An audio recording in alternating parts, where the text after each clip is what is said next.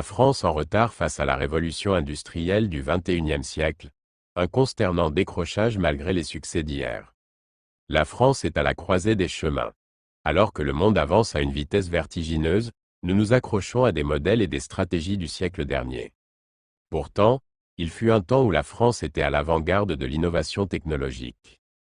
L'électricité nucléaire, le TGV, le Concorde sont autant de réalisations qui symbolisent notre capacité à exceller dans les projets d'envergure.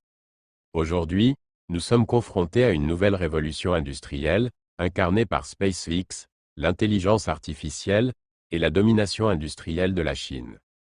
Malheureusement, nous semblons de plus en plus en décalage avec cette dynamique mondiale. Au milieu du XXe siècle, la France se distinguait par des projets visionnaires. Le programme nucléaire civil a permis à notre pays de garantir son indépendance énergétique tout en devenant un modèle à suivre en matière de production électrique.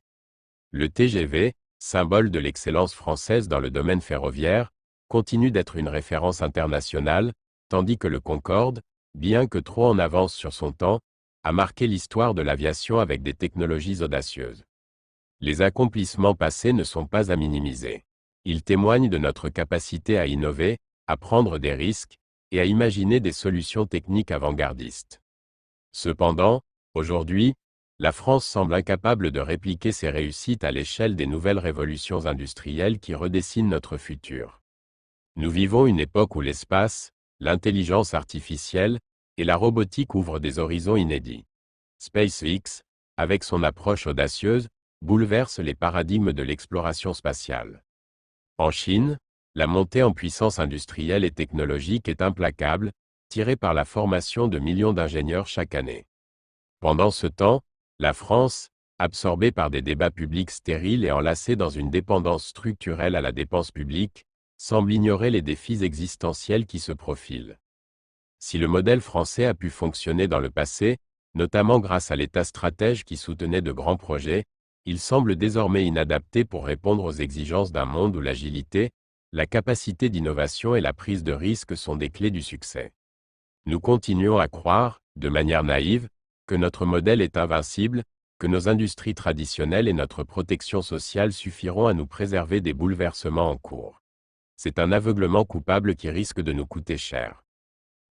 Il serait faux de dire que la France manque de talent ou de ressources pour participer pleinement à cette révolution industrielle. Au contraire, nous disposons de brillants ingénieurs, chercheurs et entrepreneurs. Nos universités et grandes écoles continuent de former des esprits exceptionnels, capables d'innover et de pousser la technologie à ses limites. Ce sont ces mêmes talents qui ont fait émerger l'électricité nucléaire et le TGV. Mais ils ont aujourd'hui besoin d'un écosystème réactif, flexible, et résolument tourné vers l'avenir pour s'exprimer pleinement.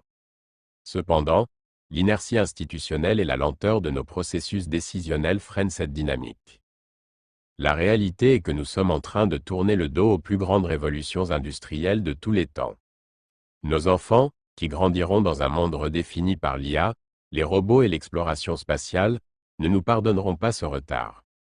Ils regarderont notre immobilisme avec incompréhension, se demandant pourquoi nous avons préféré les débats stériles à la prise de décisions stratégiques. Il est indéniable que la France se trouve à un tournant décisif de son histoire.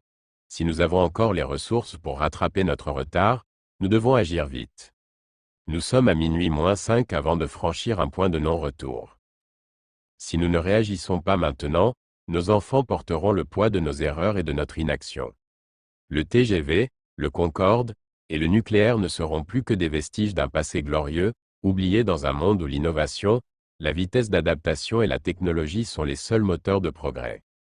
Pour conclure, la France a encore une chance de retrouver sa place parmi les leaders mondiaux de l'innovation. Mais pour cela, il nous faut un sursaut collectif. Il est temps de réactiver ce qui faisait notre force hier pour répondre aux défis d'aujourd'hui et de demain. Chers auditeurs, vous voulez être acteurs du changement? Participez au débat en laissant un commentaire.